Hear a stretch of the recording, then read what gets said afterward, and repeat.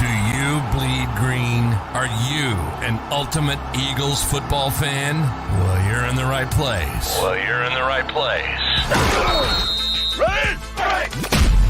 This is Birds 365, hosted by the new Mac and Mac, Jody McDonald and John McMullen. Here we go. Who collectively have covered and talked about more than 50 plus years of Eagles football. Kick off your day with Birds 365. You'll get debate. We love to argue. You'll get the real story from inside the locker room. And you'll hear from some of the great football minds from around the region. You're about to become an Eagles insider. Get in the game. Join Jody Mack and Johnny Mack and join the football community that flocks to Birds 365. Birds 365 starts right now. Welcome to the NFL. Let's go.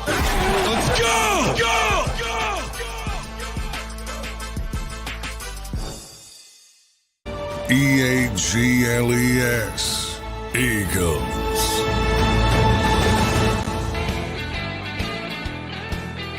You've got the Mac and Mac guys here on a Thursday on Birds 365. Show number what, John? Ooh, 717. I'm gonna go. Close, 718. Only missed by one. That's pretty Wow, good that's out not of you. bad. That's not bad. Damn close. You got that right. Two more this week, and then next week is free agency frenzy. But yes, the Eagles are already putting pieces in place, making moves to be ready for free agency come Monday. And I want to personally thank them for not making a decision till like late afternoon, that they and Avonte Maddox are parting ways. Usually these moves come down at 10:05 in the morning, right after we sign off here on Birds 365. So it didn't come down till late in the afternoon to Avonte Maddox. As of right now, is an ex-Eagle. No great surprise, John. We knew what his cap number was going to be for this upcoming season for a guy who is oftentimes watching from the sidelines rather than out there actually playing. So we knew there was a good chance that Avonte Maddox was going to be a cap casualty. But all the reporting said from both sides they would not be adverse to a revisiting after he hits the free agent market if there are no better offers out there, if the Eagles are willing to give him a decent paycheck, that there is a chance for a reunion. As a betting man, I would probably bet against rather than bet on, but just the fact that they parted on pretty good terms is not a bad thing. It keeps them at least in the potential mix for a reunion with Avonte Maddox.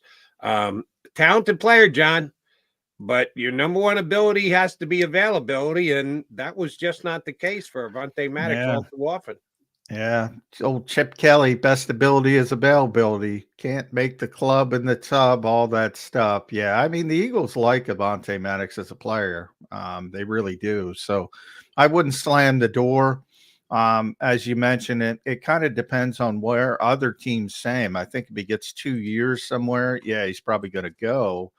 But is anybody going to give him 2 years after the previous 2 seasons where he's been limited to 13 games total? So, he just hasn't been able to stay on the field. But when you talk about his impact on the Eagles, I mean, that position was a disaster without him. Yeah.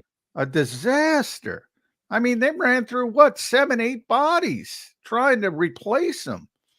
And, when he finally did come back, he didn't play well at the end of the season. So I think that's on people's minds as well. But look, I think he pushed. He probably came back too soon. He probably shouldn't have come back. And that's a desirous trade as well, at least from the coaching staff's perspective. So I wouldn't slam the door. If it's 1 year, $7 million, prove it, incentives, maybe a couple incentives in there. Why not? Why not? I mean, they could fix that position if they get lucky and he stays healthy.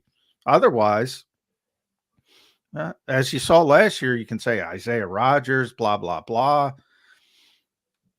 He hasn't played for a year. He played outside in Indianapolis. Now, he looks like a slot corner because he's 5'10", about 170. And the reason he didn't play in the slot in Indianapolis was more Kenny Moore's really good slot corner. So he had to play outside.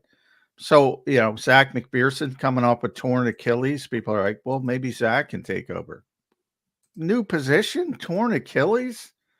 Can't count on that. They've tried it with Bradbury. They ruined Bradbury with that move. I firmly believe that. Disastrous. Eli Ricks. And let me just jump in there. If that's the case, and you may be right, I'm not denying your theory here. Shame on Bradbury. He's a veteran guy, and you can't go in and take a couple of snaps in the slot and then get back outside and not watch your career fall apart. Come on, nah. Well, I would that like more to on see, the player than the Eagles. Well, Bradbury's decline is on Bradbury more than the Eagles. You want to say the Eagles gave him a helping hand? They gave him a push. They gave him a push. That's fair. That's fair. Look, I thought the move. I looked at, I gave Sean Desai the stink eye when he was talking about it. I'm like, really?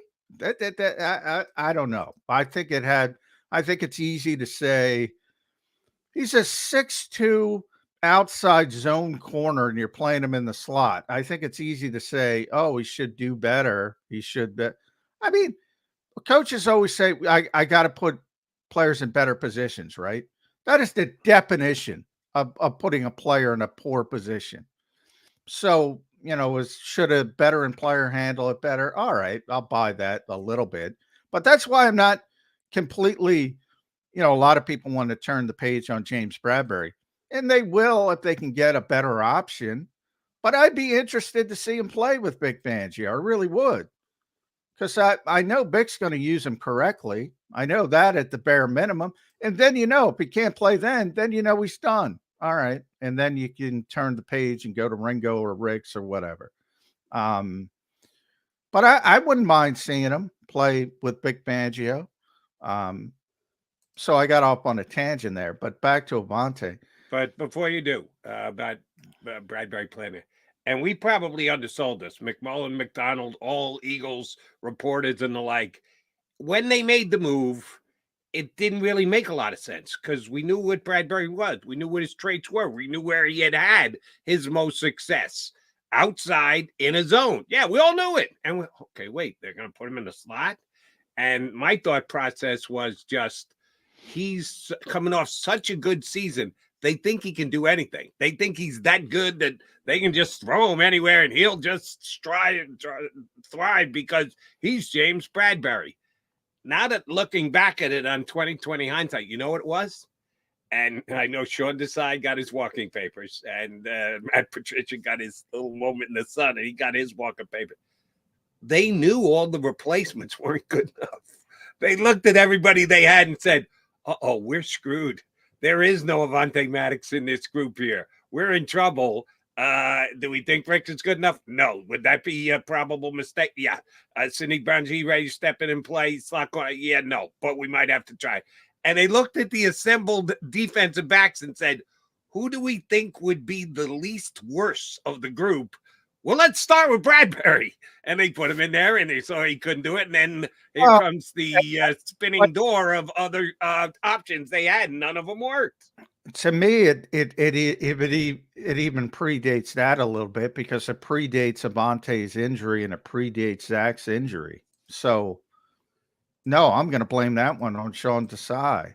And at the time we said, and I remember I asked Sean, I said, typically, because I try to get coaches talking by not saying players' names because players they're always going to protect players. So I asked them the question. I framed it. Typically, slot corners are undersized, short area quickness. Got to deal with a lot of option routes. And I remember saying to him, he said, "Yeah, that you're right, but I don't believe that. I think other guys can fit in there." And he proved true to his word because he not only used Bradbury, he used Ricks inside, who's 6'2", and is an outside corner. And you mentioned Sidney Brown; he used the safety inside. Mm-hmm. Now, at some point, the injury started to pile up, so some of that he had to do. But he started cross-training Bradbury before anybody got hurt, and it never made it. And not a lot. And I think we even lauded him at the time. I said, well, I like cross-training people in case something happens.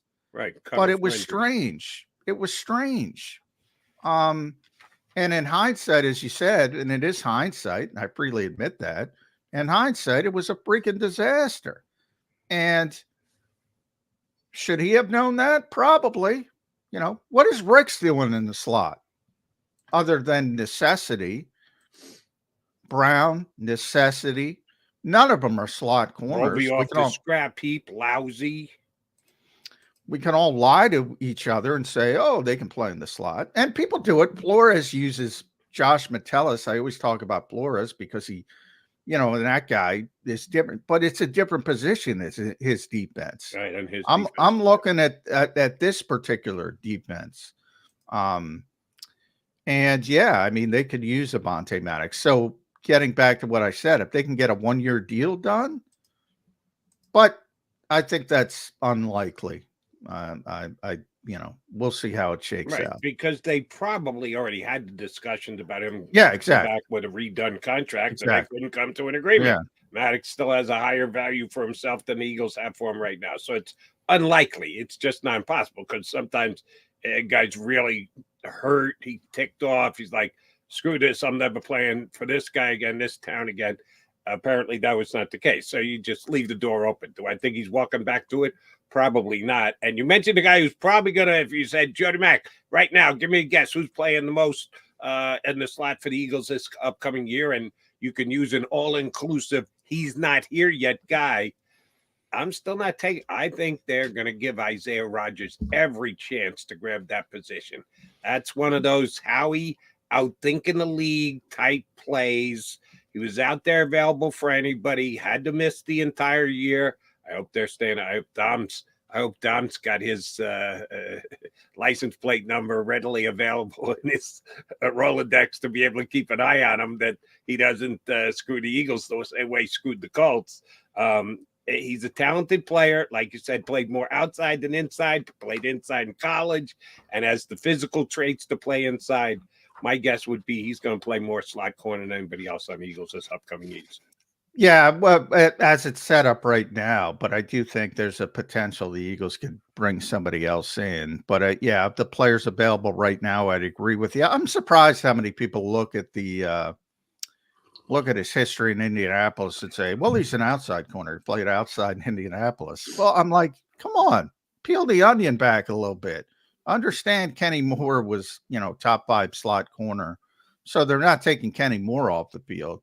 So they're having some, that's like saying when Avonte Maddox started outside early in his career, he can't play in the slot. Right. Stupid. I mean, I don't get, I've seen it. And the reason I've seen it so many times. Well, he played outside in Indianapolis. Yeah. So obviously he projects inside. Avonte Maddox played safety as a rookie. Remember that? Nobody said, well, he wasn't ultimately going to be a nickel corner. That's why they drafted him. Then they played him outside, and Howie made the Aaron Glenn comparison, which was unfair. Your guy, Aaron Glenn from his Jet States. Very good player, undersized. Not a lot of Aaron Glens who can hold up like Aaron did back in the day at outside corner. And he was bad outside. And then they ultimately moved him inside, and he was really good. Hopefully that happens with Rodgers. So I don't get why people are looking at his snap count. Oh, he played 30 snaps in the slot. Kenny Moore, look him up. Kenny Moore. That's why he played 30 snaps in the slot. That doesn't mean he won't play it here. I need you to look up somebody for me. I watch enough Dolphin games. I know the player. I just don't know him in depth. The Miami Dolphins yesterday released linebacker casualty guy Jerome Baker. He was third on the Dolphins in tackles this year. He got hurt right at the end of the year, and he had surgery on his wrist. So the Dolphins released him with an injury designation. I don't know if that means he won't be ready. I haven't checked out any reporting on whether this is something that's going to keep him past the start of camp. But wrist surgery sounds like something you can rehab from in a couple of months and be ready to go well before the season starts. We're in March. Should certainly be good to go by September and maybe even by the time camp opens up. If we had a chance to get Vic Fangio on the phone, we could ask him, what do you think of Jerome Baker as your linebacker this past year, Vic? Had him for a year in Miami. We know the Eagles need an upgraded linebacker. We know they're not going to pay for, not that there truly is a top of the market off-ball linebacker these days. They just don't exist in the league. They don't have those kind of payments for linebacker. But he's probably a middle-of-the-road, legit starting linebacker, better than the guys the Eagles brought in this year, even though Howie seems to be in love with what Cummings did this year. I didn't quite see it the same way he did, but Jerome Baker could be looked at as an upgrade. How'd PFF rank him this year in the linebacker rating? Let me look that up. Yeah, I mean, he's young. He's still 27. He signed a big contract. That's part of it. Second contract, yeah. Yeah. That's why Miami released him. He's a cap casualty. Yeah, 13 million a year or something. So they thought highly of him at one point. And as you mentioned, he was one of those guys that got hurt late. Remember Miami had all those injuries. Crushed. Yeah, they got destroyed. He was okay. His grade last year, but he was better in coverage. So that's a positive for me. Because the Eagles need coverage linebackers. 2 interceptions last year. Yeah. And who led the Eagles in interceptions? And what, they have 3? Did anyone on the Eagles have 3 last year? I think Reed, maybe. I'd have to look it up. His 2 interceptions might have tied him for the most interceptions. Yeah, well, the Eagles didn't have a lot of playmakers, to say the least, on defense last year. That's one of the reasons people keep talking about Chauncey Gardner-Johnson, because hey, why not? The guy made plays, but I think the Eagles can do better. We'll see what they do with safety and free. There's a lot of safeties available in free agency, but yeah. But now the problem with Baker, and you got to worry about health, as you mentioned. He had surgery in January. You would think he'd be back but are you going to be back for the off season and a new team? That affects it when you're shipped and off. So yeah, but he was in Fangio's defense last year. And yeah, he's that helps. the same defensive coordinating system that he played in last year. That certainly helps. But what I was going to bring about next with that, a lot of guys didn't like it down there. So is he one of those guys? Like Nick, see you later, bye. You shut the negotiations down immediately. Is he one of those guys, or is he, was he happy? Because there were guys that were happy. But I think, and I say this all the time, and I mentioned it on the show, people assume because somebody has a relationship with somebody else, it's always a positive, and that might bring it. Sometimes it's a negative. True. From both standpoints, the player's standpoint, the coach's standpoint. Sometimes it's a negative. Like I say, the same thing with top 30 visits. Everybody assumes they're positive. They're not always positive. Sometimes it's a negative. And so there's, but I would say he's a decent player. And if he's healthy, he'd be an upgrade over what the Eagles had. That's all I'm saying is Fangio had him. If Fangio likes him, that's good. If he likes Fangio, good point by you, Johnny Mac. It might be the exact opposite. That's good. He's coming off an injury. He's probably going to be in a price range that the Eagles will be willing to play at. Now, he might not. Maybe somebody else loves him. Maybe somebody is going to step in and give him close to $10 million per. And if that's the case, the Eagles aren't going to pay $10 million for a linebacker, so that just discounts it immediately. But just was interested the fact that he did sign. It's one of those, and this is, again, something that Howie's good at. He would not be considered a compensation free agent signing because he was released. Now, on the flip side, the Eagles aren't going to get credit for Avonte Maddox either because he also was released. He's not a free agent. He was a released player. When I saw that name today, it intrigued me because it is a position of need for the Eagles, and he does have a Vic Fangio connection. Overall, you mentioned PFF. So overall, Nicholas Morrow was 36th out of the off-ball linebackers. He kind of fell off. He was doing much better earlier. Yeah, he was in the top 10, wasn't he? Through like the first 5-6 games, he was playing really well. Then it kind of fell off the table. Zach Cunningham was 37th, so they're right next to each other, 36, 37. Jerome Baker was 41. Wow. But as a coverage linebacker, Jerome Baker was much better than both Nicholas Morrow and Zach Cunningham. So in that particular aspect, and I think that's very valuable to the Eagles at this point, he was very good. He was very good. And 1, 2, 3, 4, 5, 6, 8, 9, top 20 coverage linebacker. So I think that's kind of a fit for what the Eagles want. Just tossing a name out there, not saying he's a must get or anything like that. He's just a in the mix free agent linebacker who Vic Fangio will have a strong opinion about. Chances are one way or the other. I got a strong opinion about our next guest.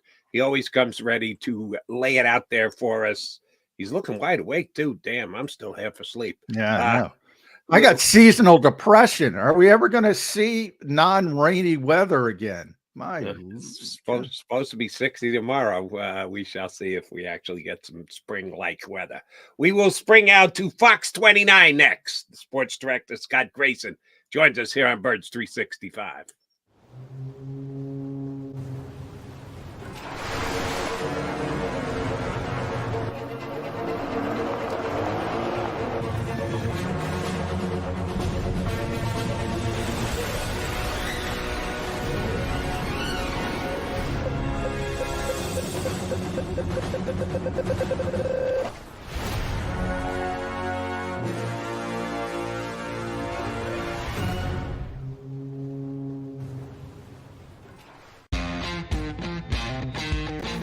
Go for the pulls and the pools.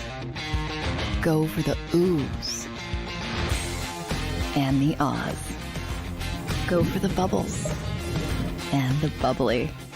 Go for the story and the stories. Go for the win. Go to Ocean Casino Resort. Book your trip at theoceanac.com. Philadelphia fans, we're cut from a different cloth. Born into a brotherhood and bonded to our team for life. We believe anything is possible because we've witnessed the impossible. While we may be from different neighborhoods, come Sunday, we are one, and we will be heard. Pondley Hockey, official partner of the Philadelphia Eagles. Underdog Fantasy is the easiest place to play fantasy sports, and certainly the easiest when you're watching the NBA. And the NBA playoffs are almost here, and you can win money making picks. What are you waiting for? Sign up on UnderdogFantasy.com and use the promo code WIN. An Underdog will double your first deposit up to $100. That's UnderdogFantasy.com. Use the promo code WIN. Get ready for the NBA and get ready for the NBA playoffs. Go to UnderdogFantasy.com. Use the promo code WIN.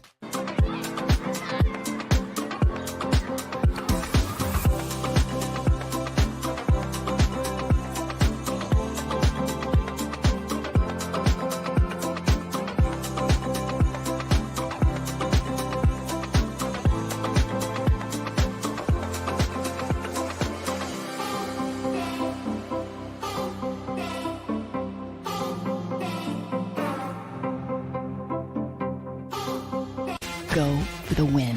Go to Ocean Casino Resort. Book your trip at theoceanac.com. EAGLES, Eagles.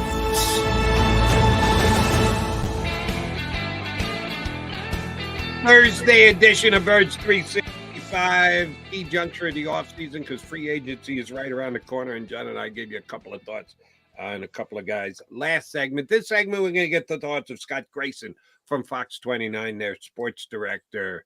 Scott, know that you, like everybody else, was held with rapture of Jason Kelce's retirement speech the other day, and he filled in a couple more blanks yesterday on his New Heights podcast. Yeah, I told you that was coming, Jody. Yeah, I thought he was going to explain it on that. It just made too much sense not to be the way he was going to lay it out.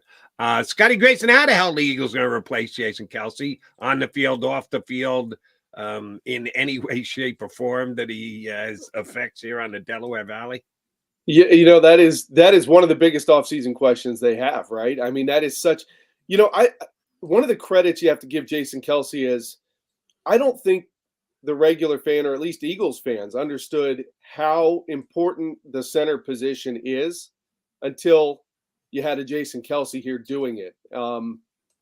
I don't think the Eagles knew, Scott. For sure. Yeah, right. Yeah. Thanks, John. You almost killed me. But we've had how many off seasons did we go through the whole is Jason going to retire this year question? I mean, there's no doubt the Eagles have had years to formulate the plan, and it's a matter of kicking it into action now. And over time, over those years, maybe the plan has changed a little bit. Is it going to be Cam Jurgens? Is it going to be Landon Dickerson? I mean, some of the things I'm hearing about Landon Dickerson is that he is super smart and can read defenses, a little bit like Jason Kelce was able to. And given his youth, if you give that guy more time, more experience, more snaps, would he start to be a better choice than Cam Jurgens? The other question is, do you want to move Landon Dickerson when he's been doing so well at guard? Do you go find it? I mean, there's a lot of avenues here they could go. I got to believe they're going to lean towards in-house first. It's just a matter of for me, I don't know whether it'll be Jurgens or Dickerson that they look to first. But either one, I think, is a good option. It's not Jason Kelce. You will not have Jason Kelce there. And I think we're going to learn, quite frankly, how important or vital Jason Kelce was to the success of the tush push. I know Jalen Hurts certainly played a big role in that, but I think Jason, given how low he is to the ground with his size, leverage is the big key first and foremost to winning that line of scrimmage. And the guy in front of him, I'm curious to see how much of an impact it will be not having him in there yelling, That's interesting. I always talk about that. When I covered Minnesota, Scott, there was and I've told this story before, there's a right tackle named Tim Irwin, who played forever. He played like 15 6. Then he became an NFL agent, very successful. At the end of his career, I swear to you, he got away with everything. He had such a great reputation among he was holding, and then the Vikings drafted Corey Stringer, who I was also on the field when he passed away. Terrible. I talked about that, but Corey was a great player. I mean, phenomenal athlete, top tier player, first round pick. And early in his career, before he kind of hit his stride, he wasn't as good because he couldn't get away with what Irwin got away with. They weren't letting him hold people and hold Reggie. Like Tim Irwin gave Reggie White fits because he'd tackle him and there'd be no flag. And they just let it go. And you have that sort of Michael Jordan mentality with offensive linemen. They have different rules, veteran guys. Cam Jurgens ain't going to get away with moving the football. And occasionally, when it's a big deal, when Jason would take a half yard at times. People aren't watching. He'd just move it up. And they'd be like, all right, I'm not going to call it on Kelce. And then when they do, Kelce would sheepishly go, yeah, I went a little too far on that one. That's interesting. I hadn't thought about that. But now that you bring it up, that's going to be a big difference because you're not going to get that deference you had on the tush push when Jason Kelce is in there. Good spot by you. That's a nice job by Scott Grayson. Good talking to you. I guess I'll get it.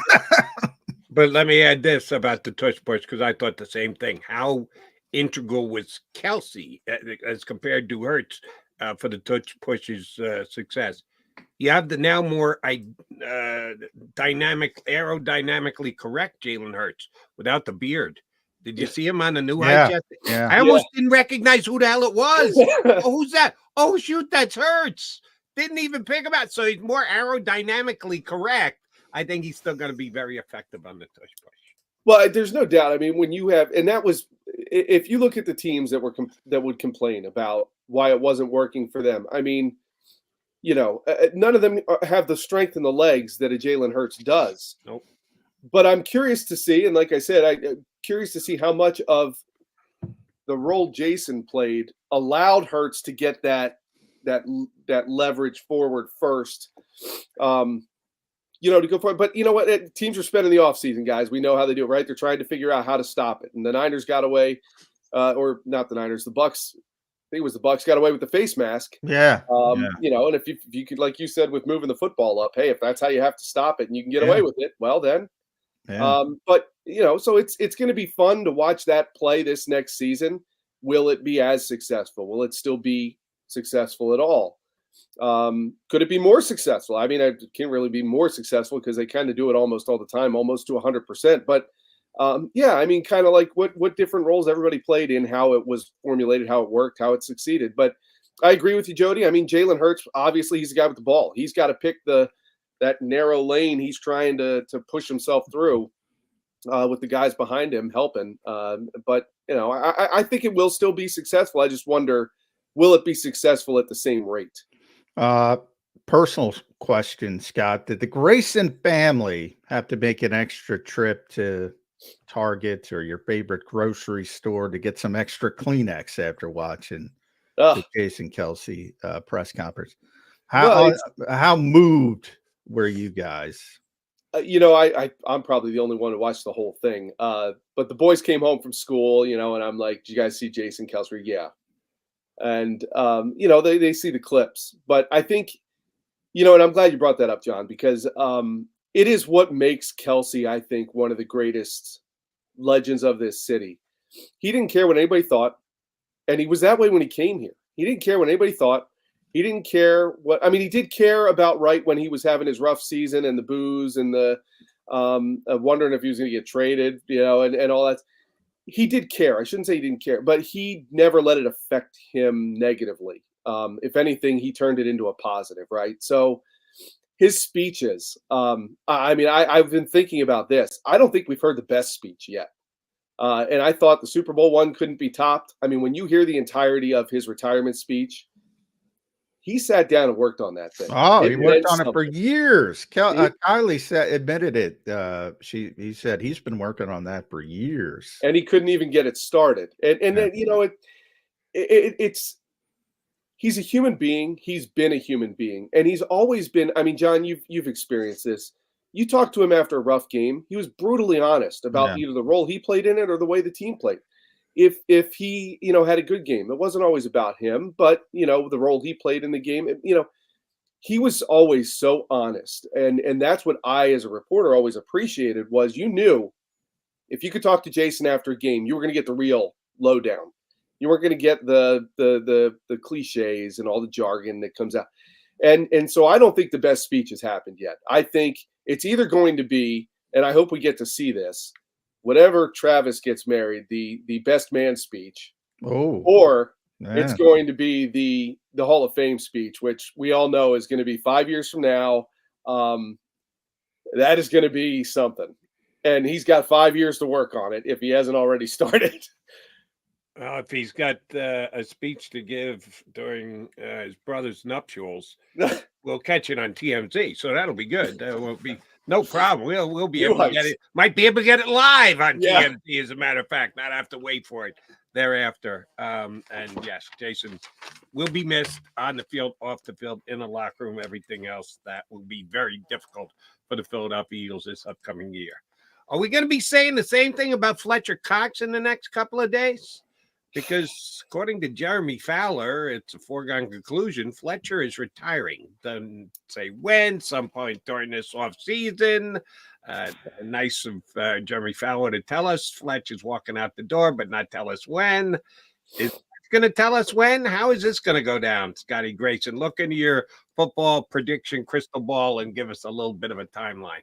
I talked to Fletcher out at the Super Bowl, and I really didn't get I didn't get the impression he was 100% committed to either playing or retiring. I really got the impression he thought he was still going to play. Just reading body language. I mean, he admitted, he said, I don't know what's going to happen.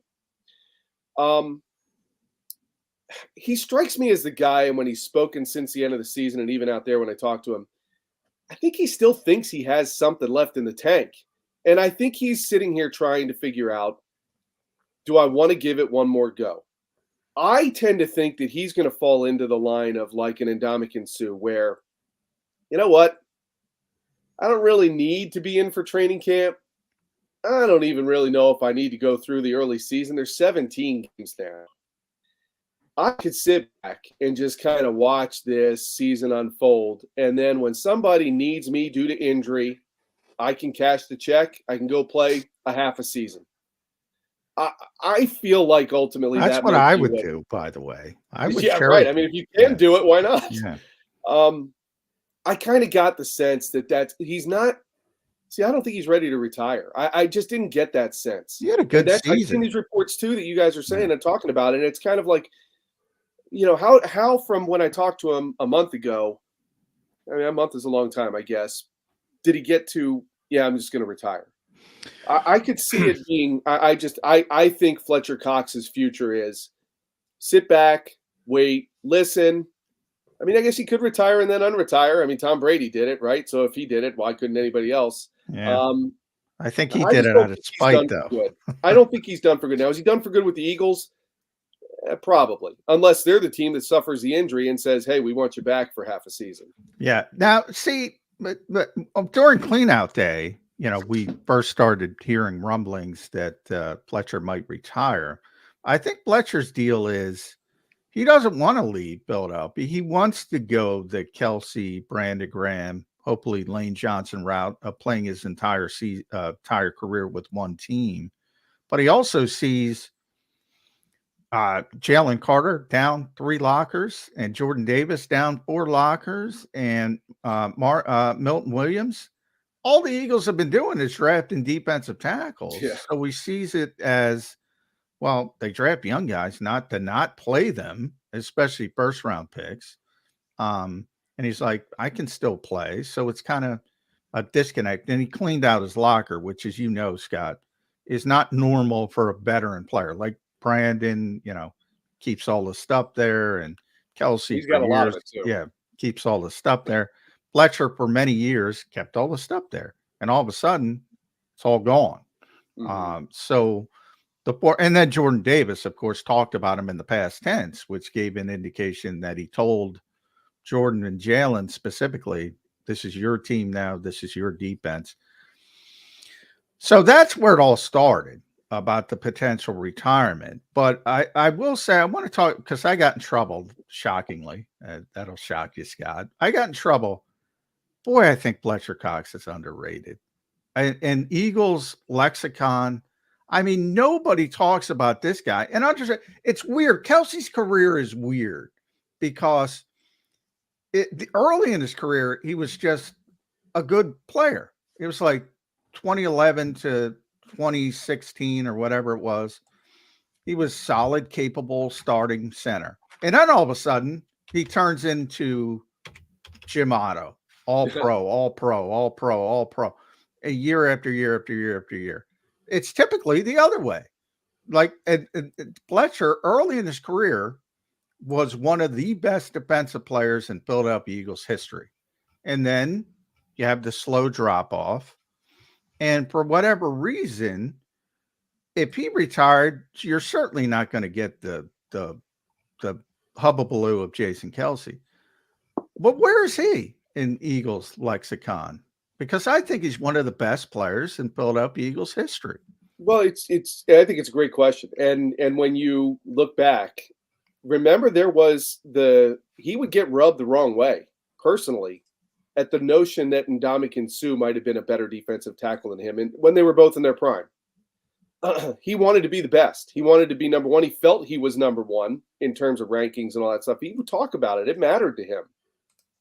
And the fact that he was in that conversation just tells you how dominant he really was at his prime. But that's why I go back to that there's still stuff in the tech. I mean, John, the team was falling apart in the second half of the season. We all watched it. Jody Jalen called him the Carter most either hit a consistent rookie- defensive player on the team this Correct. past season. This- And yes, I don't so disagree with consistent. him. Yeah, I don't No, disagree with him. and so like Jalen Carter had hit a bit of a wall. Jordan Davis disappeared, but there was Fletcher Cox still making plays, trying to, again, further putting out the point that he knew that the time was winding down, trying to get that season to turn around and doing what he could in the middle to make some sort of plays. And I think that showed you about character, showed you about want to, showed you about desire, showed you about, really what he's been able to sustain in his career here. And that's why, you talk about finishing out as an Eagle, and I think that would be fantastic for what he's done. Again, still one of the few players left here that brought the ring. He still believes he can play, and it's got to be hard for these guys to walk away if you still believe you can play, because that when you make that choice, unless you're Tom Brady, you can't come back. Like, it's not like once you start letting it go, you can go, I can still play. I'm gonna get back in there. Well, you've slimmed down a little bit. You started to lose all that, and so. But where is he? I think he is one of the best, John. I think he is one of the best players. I mean, it is interesting if you were to make a defensive Mount Rushmore of Philadelphia Eagles history. You certainly have Brian Dawkins. You got Reggie White. He's a contender for one of the other two spots, I think, for sure. I mean, and Brandon Graham's another guy you have to keep in the conversation a little bit. But in terms of all time, they had big plays, and it's a good question, but his impact will be felt in the fact that he won't be in the locker room if he's not. We don't want to draw too many conclusions, but as you said, cleaned out the locker. That's a sign. Yeah. He was Jalen Carter's. By the way, if you let me interrupt, thank you, Scott. Did Kelce clean out his? No. In his defense, he would need a moving company. Yeah. No, he did not.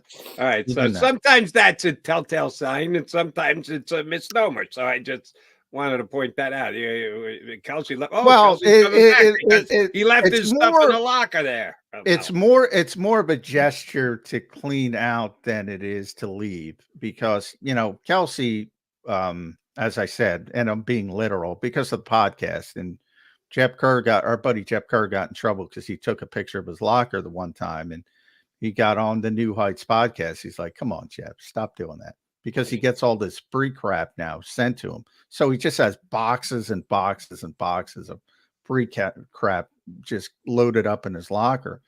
And why is nobody sending us free crap, Jody? Send us free crap. Sorry. But anyway, he's got all that stuff, and Bart being facetious, but it would take a long time to clean the stuff out. Now, Fletcher also had a well-stocked locker, and he made the effort to get that stuff out of there while reporters were there. Remember, you can wait until we're cleared out. You can come back the next day. We're in there first.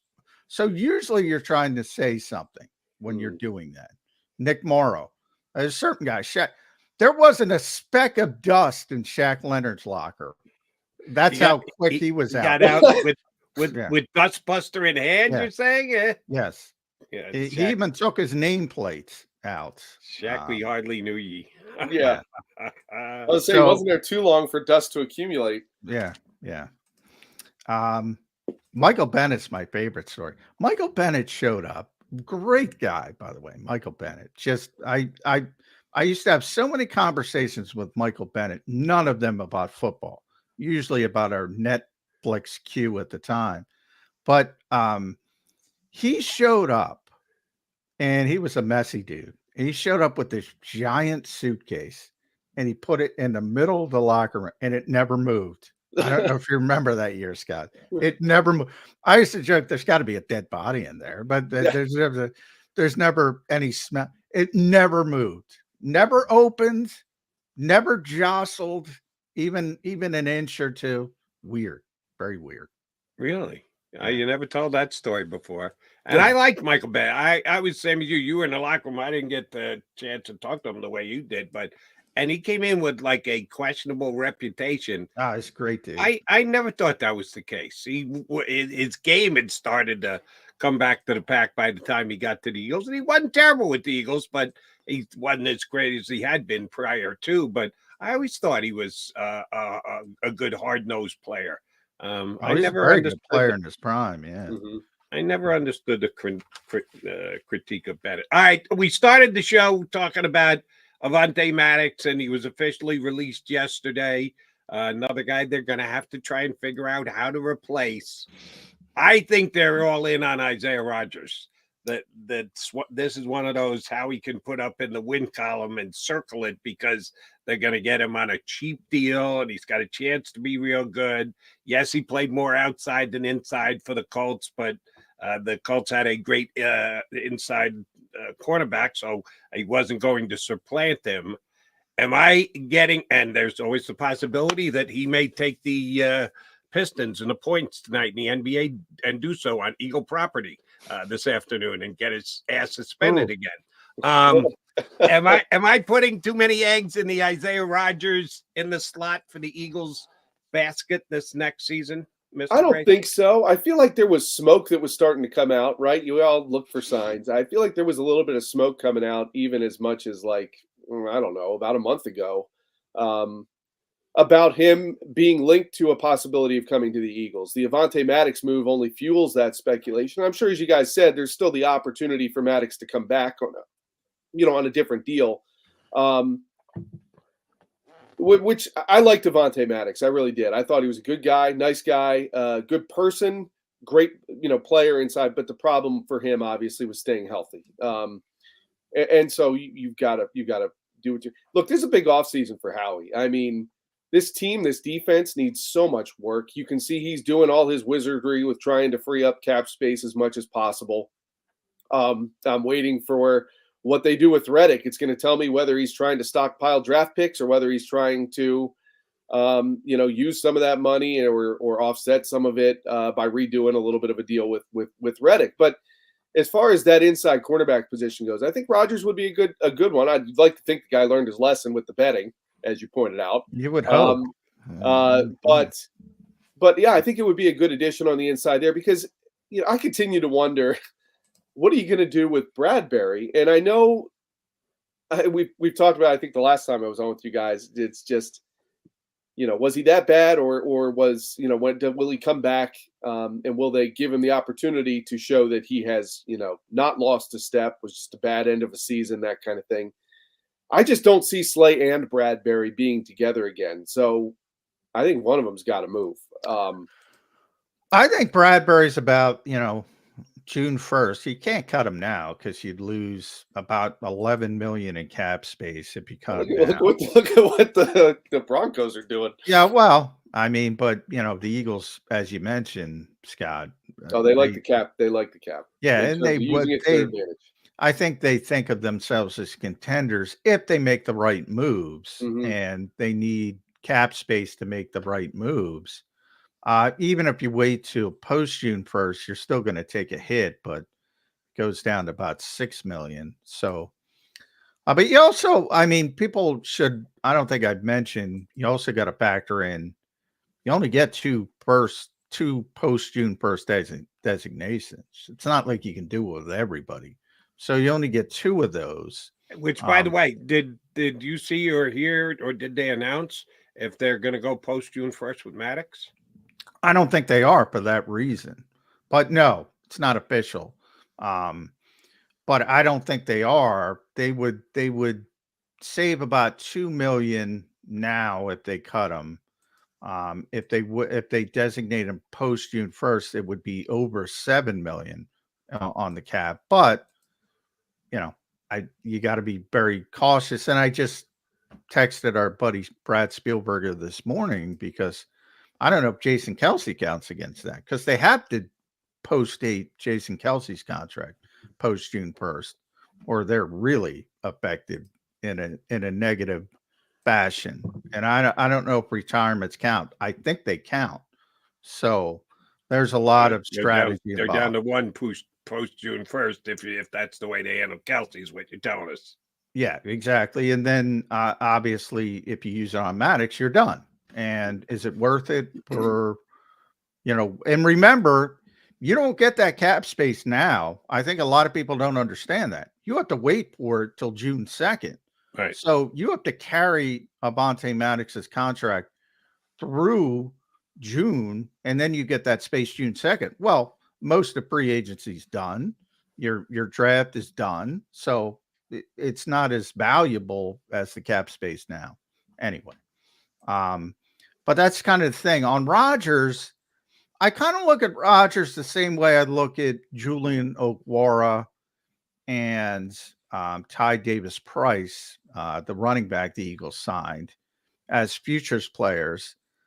They gave Okwara $1.276 million, and he can make up to, I think, $2.6 million. So they gave him a really good futures deal. Ty Davis Price, they gave $1.1 million.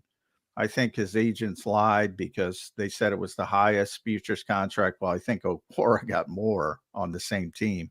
But either way, they're the two highest. But Okwara was afterwards, right? So no, Okwara was first. He was? Okwara, okay. Yeah, he was first. And then Ty Davis Price, which is still a great deal for futures. So it's a big deal. And Isaiah got less than both of them, 1.055, but pretty significant. In other words, what I'm trying to say is, I don't think they're counting on Isaiah Rodgers. Like, if he seizes the job, first he's got to get reinstated. And then he seizes the job. Great. It works out. But I don't think they can go into it and say, all right, that's the plan. This is our guy. You guys think they can do that? Because I do. After this I think year, they're going to. Do you think they're going to sign someone for significantly more? Well, slot corner. The one thing we found out this year, John, just saying, "Ooh, the guy is viable, and you can play him at several different positions." Yeah, they thought that about all their backup slot corners when the year started, and then they ran through every single one of them without any success. So, if I were Howie Roseman, I'd be a little protective of that and saying, yeah, I'm not signing a backup guy unless I know he's a slot corner. Not maybe he's a slot corner, and maybe he can play inside and outside, and maybe he can come down from safety to play the. No maybes. You need a guy who can play in the slot, and if they're not getting that, I don't think they're signing a guy who's going to make more than that much more, double or triple what Rodgers is making. Don't see it. Boy, I don't want to throw all my eggs in that basket. You, Scott, are you comfortable with that? I mean, I'm definitely for if you can get him cheap enough, which it sounds like you can. I don't see the harm in bringing him in. No, I have no problem bringing him in. I just can't. I can't put him. I can't use pen. I'll write it in sand. I'll pencil it in. To me, he's a competitive piece, and maybe he goes out and wins something, and it's nice to see if he can. I'm all for bringing him in to see if he can win a job, but that's where Jody, I agree with you. Like, you can't. This is not the year to go, I think somebody can do this or that, or this and that. This is the year where Howie, especially on defense, needs to go with Vic Fangio. I know this guy can do this or that in my defense. It can't be, you can't make guesses this year. It's got to be definitive. This piece fits my puzzle. And to that extent, I don't know to what extent do Bradbury and Slay fit what Vic Fangio wants to do. I mean, well, they've been playing. I'd love to know what those conversations are like over there as they try to set up their draft board and what they want to do in free agency. Yeah. All right, I'm going to make you Scotty Grayson, Howie Roseman for a day, or at least the next 10 minutes. And we will use information that has been floated out there, right, wrong, or indifferent. There are reports that if Haason Reddick is traded, the Eagles will be asking for at least a second-round draft pick, if not a second plus, and might settle for a third and a fifth-round draft pick if it's going to be 2 picks, but not something as high as the number 2. So either a second or a third. I think we'd all agree a second would be more valuable than a third and a fifth. Mm-hmm. Let's say the only team willing to give him a second-round draft pick for Haason Reddick is the Dallas Cowboys, and they're willing to pay Haason Reddick's going rate. And Haason says, yeah, I'll go play for the Cowboys. It might not even be the best conversation he has with other teams, he and his agent, since he's got the ability to do that. But it's good enough, and it's surely better than what the Eagles were talking about before they gave him permission to seek a trade. If the Cowboys put the best trade on the table, do you trade Haason Reddick to the Dallas Cowboys? I tell you right now, I don't want to see him in division. I don't want to know that guy's going to have two opportunities to go get the chance on the field to give you the middle finger for letting him go. I just, especially Dallas. I don't want to help Dallas in any way. And I know, like, you could argue, this is the question of again, value. What value does Haason Reddick have now and in the future? Because that's what you're trying to bank on. Man, that guy can still play. He can still play at a high level. And I don't need him trying to, after he's been going up, and understand how to beat it's not easy, but how to get by some of these offensive linemen every day in practice. And then twice a year with the Cowboys, who really are the team, at least for the next year or two, the team that you have to worry about for the division title. That's a no. That's a, hey, Haason, you're welcome to see what they're willing to offer, but in division, probably not going to happen, buddy. I respect you too much to have to see you twice a year. If you're trading somebody in division, it's like Donovan McNabb. He's done. And he knew he was done. He's like, all right, take him. I don't care. Yeah, right. They don't think Hasan's done, and they sure don't know he's done. So I can't imagine they would trade him in the division, but we'll see how it shakes out. The legal negotiation period starts Monday. That's always a Jody and I. Yeah, it is. Jody and I were talking about splashes. So what's a splash, Scott? And this last one at S. Grayson, Box 29. Thanks for stopping by, Scott, as always. Some good insights. Final insight. Splashing move for the Eagles. I brought up Cam Curl because I think the Eagles are going to make somewhat of a decent move early in the process. Probably going to be on the defensive side of the ball. I don't think they're going to go crazy, but that's a pretty good player. He's going to probably make over $10 million a year. Where is that on your splash meter? Or do you need something more? Do you need a splashier move? Yeah, no, I'm with you. I don't see them making the TO move that lights the world on fire. Because, as we highlighted, Howie loves to have money to spend. So, splashy move translates to, I'm blowing a big part of my salary cap space on L'Jarius Sneed. Let's say L'Jarius Sneed, sure. $19 million. I would love to have. Yeah. I would love to have him, but you have so many holes to fill. If you get him, do you have enough left over to fill the other spots? And I, maybe they have a plan to do that with the draft, and they feel confident. I mean, they always seem to feel more confident in the draft than I ever do. But that goes down to I prefer a guy who's proven he can play at the NFL over a guy coming out of college who may have been a stud. That I don't know if you can do this. I don't know if you can do this at this level. You can't be an NFL GM, Scott. Yeah, I know. They hold on to those draft picks like grim death. Yeah. Even day 3 picks. Yeah, I'm with you on the curl move. I think that might be about what we're looking at. L'Jarius Sneed, I still think is a possibility if they can somehow find a way. And then this is where Howie likes to dive in the numbers and do a contract that's player friendly over the cost, team friendly over how they divide it up. He's the kind of player, frankly, I think they need. But I don't know if they're going to be willing to spend. I don't think they're going to be willing to spend that kind of money, especially right away. Yeah, I don't think there's a big splash coming Monday, Tuesday, even Wednesday when they become official and you can get deals done. I'd like to see it. I hope I'm wrong. Feel free to kill me here on Birds 365 on Tuesday if there's a big report of the Eagles signing Xavier McKinney on Monday. Yeah, I just don't see it happening. Yeah. Sorry to say, but we're past the combine, and we're now weeks away from the draft, but we didn't have you on last week, so the Scott Grayson pick, and we know what they do next week, starting in free agency, is going to have a major impact on what they do in the draft. First round positional draft in the first round. Who they're going to pick, what position. We won't even begin to ask you to pick a guy, but just give us a position as a good guess. I got to believe it's in the trenches. That's where they seem to live early in the rounds in the draft. So odds on favorite, my opinion, would be offensive or defensive line. And I got to believe, I think I would go probably defensive line slightly ahead of offensive line. I would love to see them take a good young corner again, just because I just feel the back end or DB in some way, you still need to fill another safety spot. The back end scares me, man. It just scares me. But then, well, it should. You got to get pressure too, and they didn't do that well enough last year as well. And they've got to get younger on that defensive line. That's obvious with the guys we were talking about earlier leaving or potentially leaving. So I would probably go defensive line just because the Eagles put so much stock on winning the trenches.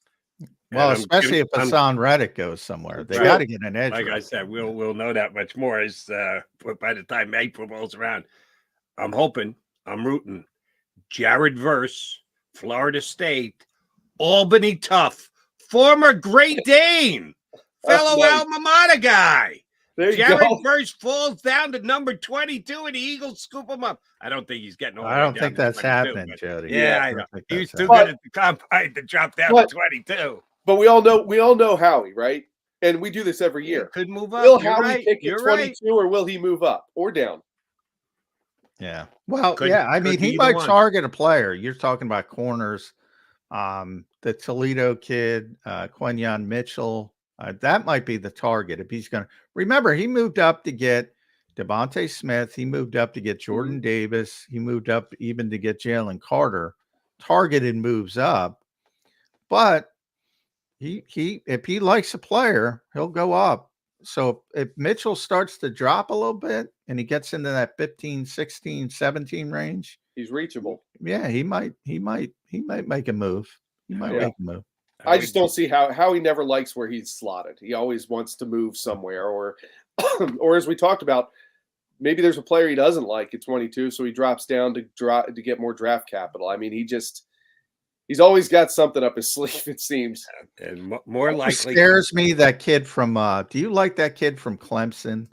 Yes, Wiggins. He ran so well.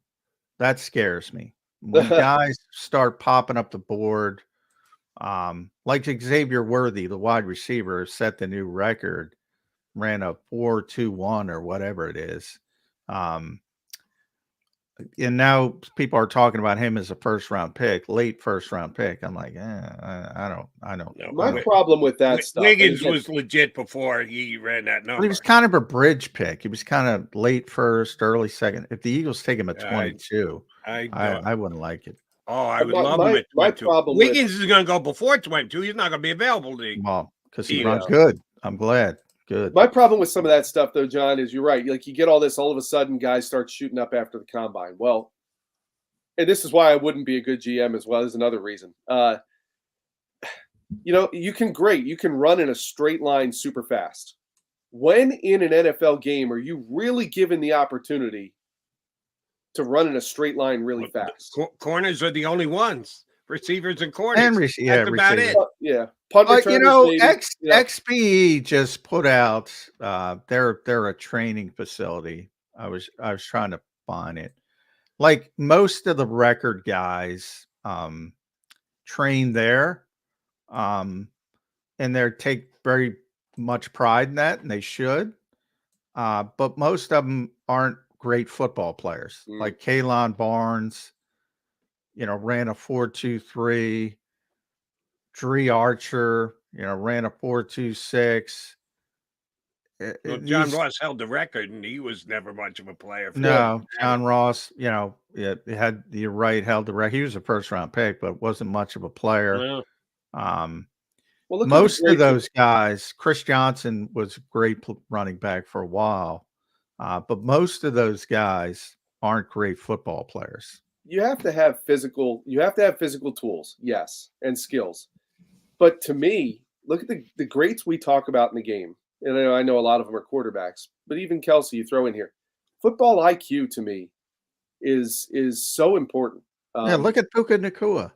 PFF just came out with a game-adjusted speed, another one of their wacky metrics. I don't know whether you want to believe it, throw it out, but his game-adjusted speed was in the 99th percentile, and he couldn't run a lick, and he's a fifth-round pick, but he can play. I saw him play. He was pretty good. Yep. He was pretty good. Now that they have the GPS stuff, I don't even think these 40 times matter anymore because they can tell how fast they are on the field. Right. That's true. That's a great point. You get this next level analytics and stuff. Yeah. And unfortunately, we don't have access to that information. Yeah. Unfortunately. Hopefully someday. We shall see. Scotty Grayson, always a pleasure. Thank you very much for hopping on board. Tell everyone over at Fox Twitter, especially that knucklehead shredder. Yeah, that we send our regards. Appreciate you got it. With us today. Thank you, Scott. Appreciate it. All right, thanks, guys. Scott Grayson from Fox 29 here with us on Birds 365. Hey, Birds fans, have I got a deal for you? Here's a chance for you to save up to 40% on your car insurance. Do so right now from one of our JAKIB Sports great partners.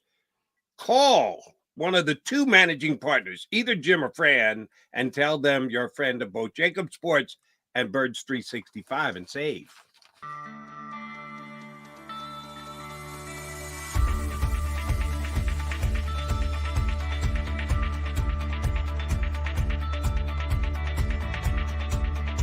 Hi, I'm Jim Muehlbronner, Managing Partner at Del Val Insurance Group.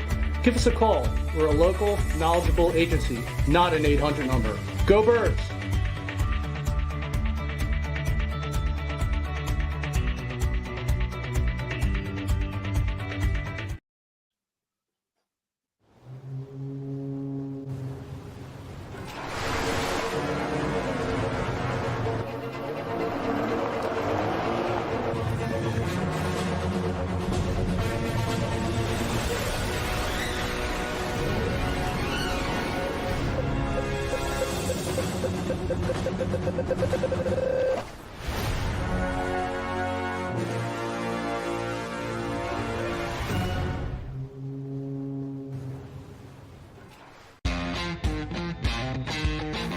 Go for the pulls and the pools. Go for the oohs and the ahs. Go for the bubbles and the bubbly. Go for the story and the stories. Go for the win. Go to Ocean Casino Resort. Book your trip at theoceanac.com.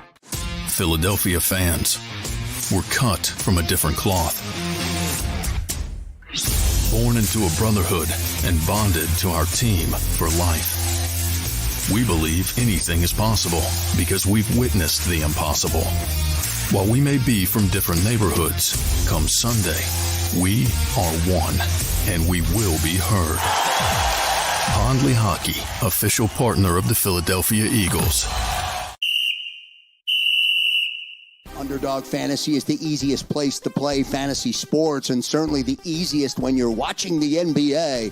And the NBA playoffs are almost here, and you can win money making picks. What are you waiting for? Sign up on UnderdogFantasy.com and use the promo code WIN. An Underdog will double your first deposit up to $100. That's UnderdogFantasy.com. Use the promo code WIN. Get ready for the NBA and get ready for the NBA playoffs. Go to UnderdogFantasy.com. Use the promo code WIN.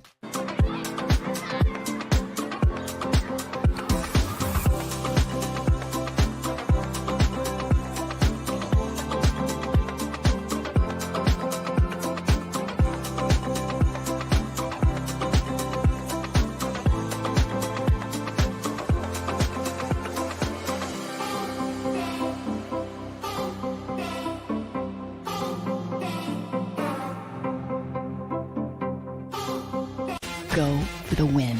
Go to Ocean Casino Resort. Book Book your trip at theoceanac.com. EAGLES, Eagles.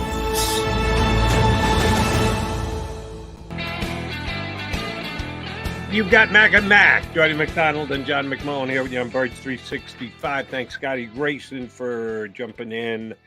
Easy Ed Kracz will join us coming up in less than 10 minutes from now. One of the things we mentioned, and again, John and I both reserved the right to change our mind between now and April. But I don't know about you, John. I'm pretty sure you do. We've discussed it here on the air.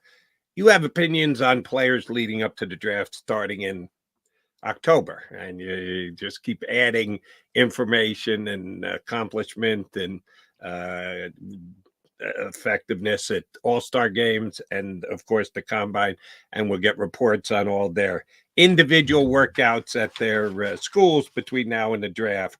And I could change my mind between now and the draft, but I think there are 4 cornerbacks who have a chance to go in the first 22 picks of this year's draft. And the Eagles are sitting there at 22. And as you rightfully noted last segment, Scotty Grayson as well, being at 22 doesn't mean the Eagles are going to pick at 22. Howie Roseman is always ready to target someone and move up or move back. You rightfully so. You mentioned the moved up to get Smith. They moved back first. They were at 6. They traded back to, was it 12 and moved up to 11 or 6 to 12 to 10. 10 to get back up to 10 to take Devontae Smith. So that was a true Howie year. Moving back, moving up, moving all over the place. So just because they're at 22, I use that as a reference because that's where they're picking as of right now. I think there are 4 cornerbacks that can go in the first 22 picks in the draft. I think it's a good cornerback draft. I think it's both of the Alabama guys, the Toledo kid, and Wiggins from Clemson. How would you rank those 4 guys? Terry and Arnold, number 1, Quinyon Mitchell, number 2, and then see, I'm not the problem is, if you remember, Kool-Aid McKinstry has a Jones fracture. Yeah. And that's part of the most important part of the combine is the medical testing. So I think that could knock him out of the first round. We'll see. It's weird because he's supposed to work out at his pro day and then have surgery, which is weird to me. But so there's a lot of uncertainty surrounding him. I would say healthy, he'd be 3, and then I would put the Clemson kid 4th, but he ran whatever he ran, a 4.28.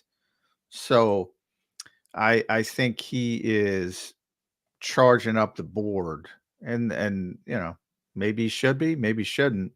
I don't know. I always get scared by those guys racing up the board just because they can run fast. And you and I must have been looking at different mock drafts because I don't think he's racing up the board. I think he was a guaranteed first-round pick anyway. Most had Arnold as number 1, but I saw a whole bunch of drafts where he was number 2, had a Toledo kid anyway, before he ran as fast as he did in the combine. And I think he looks more like an outside corner than anybody in this year's draft, even above Arnold for me. I love the kid, and that was just confirmation for me. The Eagles aren't getting him. If the Eagles want him, they're going to have to trade up to get him because he's going to go in the top 15. Yeah, and then it's early in the process, and I've been talking to my Eagles guy. He usually gives me some good intel as we get closer to the draft. That's why I had Cam Jurgens back. He let me on to that. So, and I'll say it's always dependent on who you like and who you don't like. I just get early indications Mitchell would be the guy they prefer. But that could be biased. It's always because he had a great Senior Bowl. So it started picking up after he had a great Senior Bowl. And everybody was wowing about him. And now the combine, Wiggins is more on the combine because he ran so well. And it's always you go through these phases, and you'll hear it again during their pro days, and then you'll hear about the top 30 visit. So through it all, you kind of get a sense of who they really But either way, and that's been my problem from the start.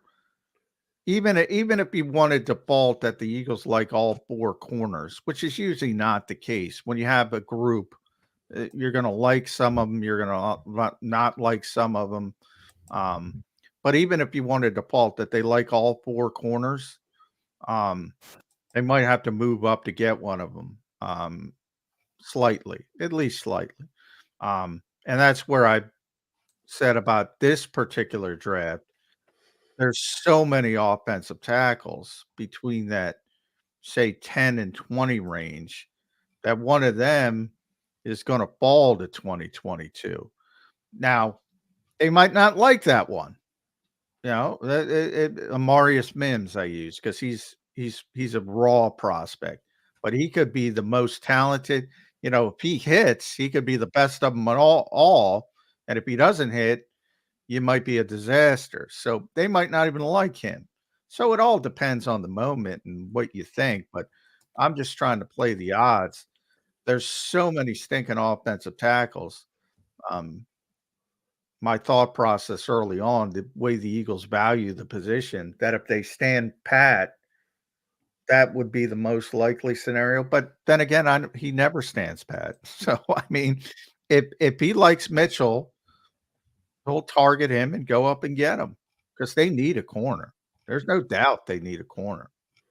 And the one guy I don't know about yet, either in my opinion of him and or the Eagles' opinion of him, is the DeJean kid from Iowa.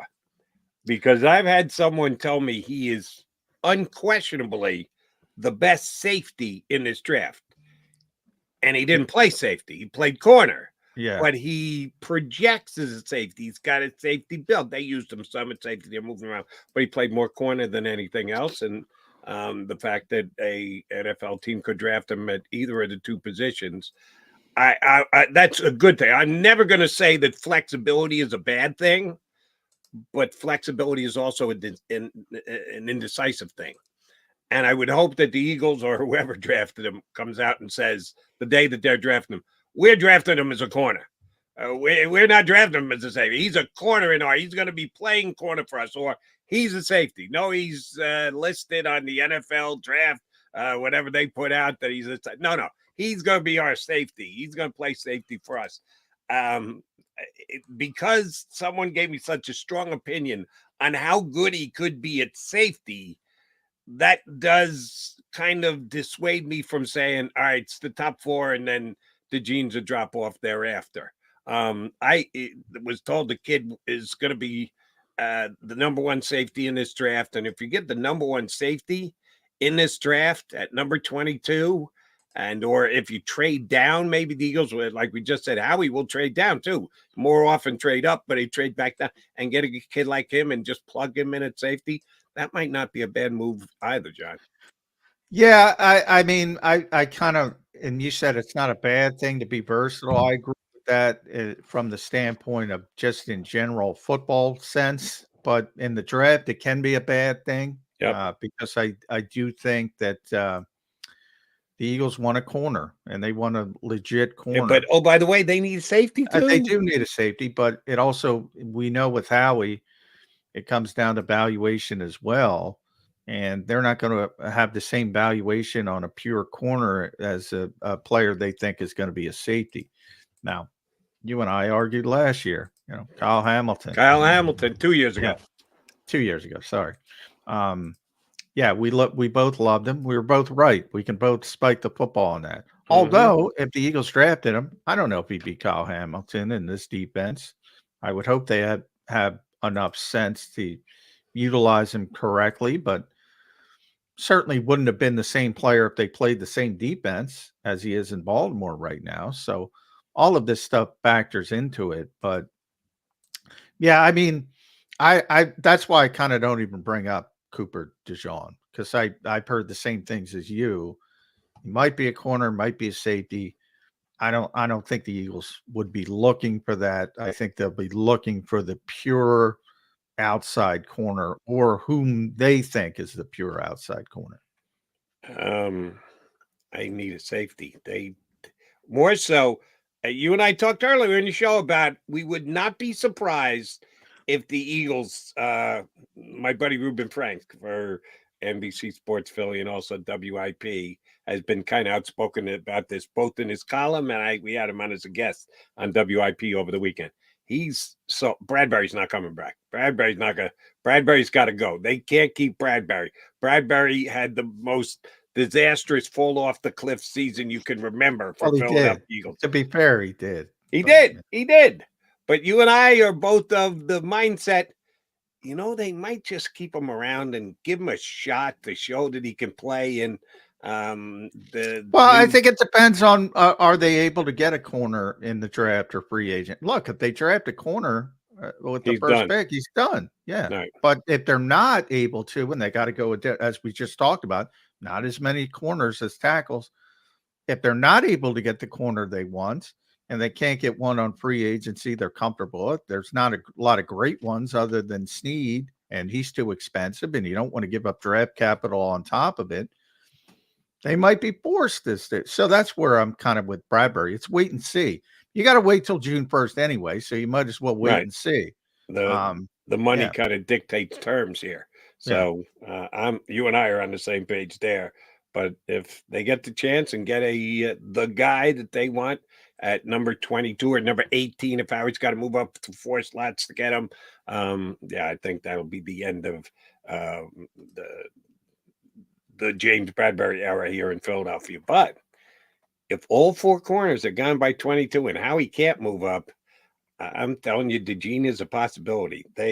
This will be one where Howie might be changing his modus operandi, and he might even say, we're looking at him as a combo guy. He can play both corner and safety. Not what I would want to hear, but it is something that can legitimize a selection of a guy that Howie can then cling to. Well, I didn't draft a safety, I drafted a corner. But then play him at safety when the season gets going. Should be fun when we get to the draft. We'll talk draft. We'll talk Kelce. We'll talk Cox. We'll talk the since departed nickel corner for the Philadelphia Eagles. All of that with our buddy Ed Kracz from Sports Illustrated. He's up next here on Birds 365.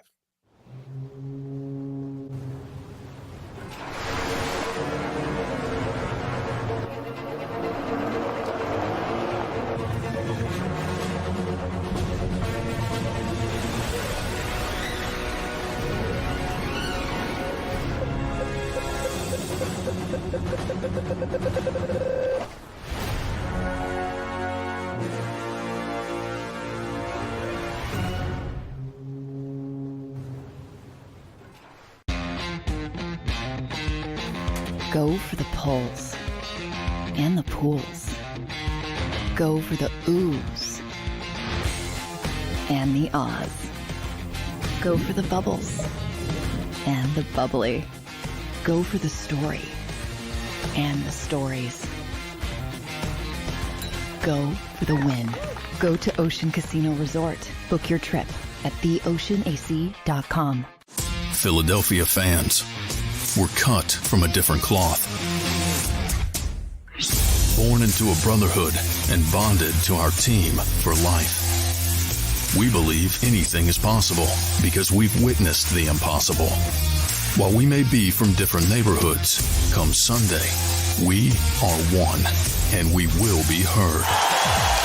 Pondley Hockey, official partner of the Philadelphia Eagles. Underdog Fantasy is the easiest place to play fantasy sports, and certainly the easiest when you're watching the NBA. And the NBA playoffs are almost here, and you can win money making picks. What are you waiting for? Sign up on UnderdogFantasy.com and use the promo code WIN. An Underdog will double your first deposit up to $100. That's UnderdogFantasy.com. Use the promo code WIN. Get ready for the NBA and get ready for the NBA playoffs. Go to UnderdogFantasy.com. Use the promo code WIN.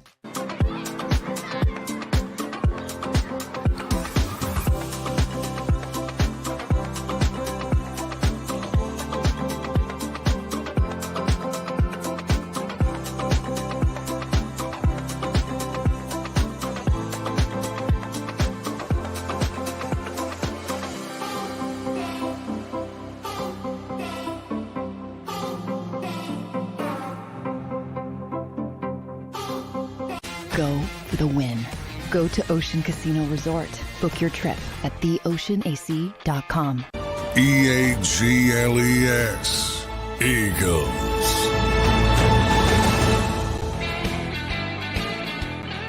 You got Mac here on Birds 365, and we've got Ed Kracz come jumping into the middle of today's show. Always a pleasure, Ed Kracz.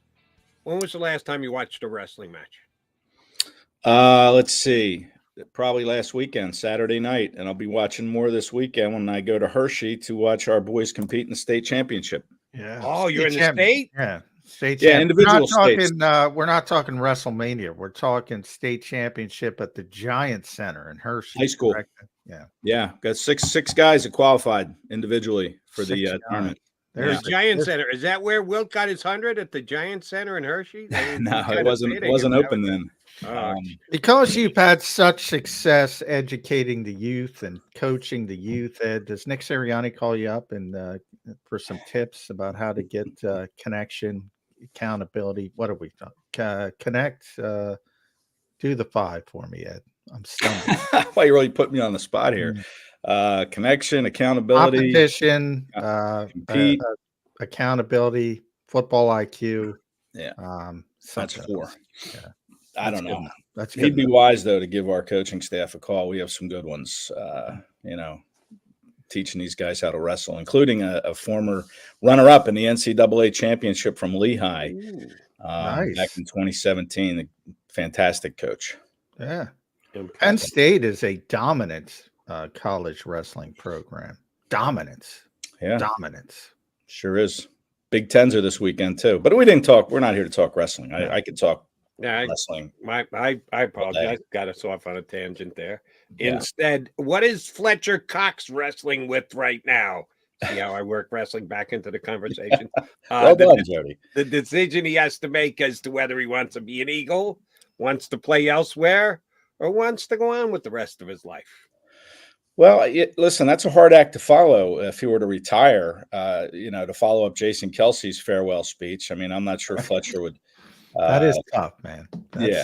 Nobody can follow that. But, I'm sure he's wrestling with what he wants to do. I mean, it seems like everybody is reporting that he's going to retire. But, Fletch, in my opinion, he can still play and he can still bring a voice inside a locker room. It's not going to be here, I wouldn't think.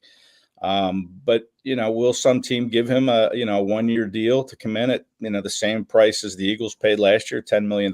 There might be a team out there like that, but he's 33 years old. It's a pretty crowded free agent field at defensive tackle right now. But a lot of these D tackles that are available are on the older side, 30-ish. So I think Cox to me is probably going to end up retiring.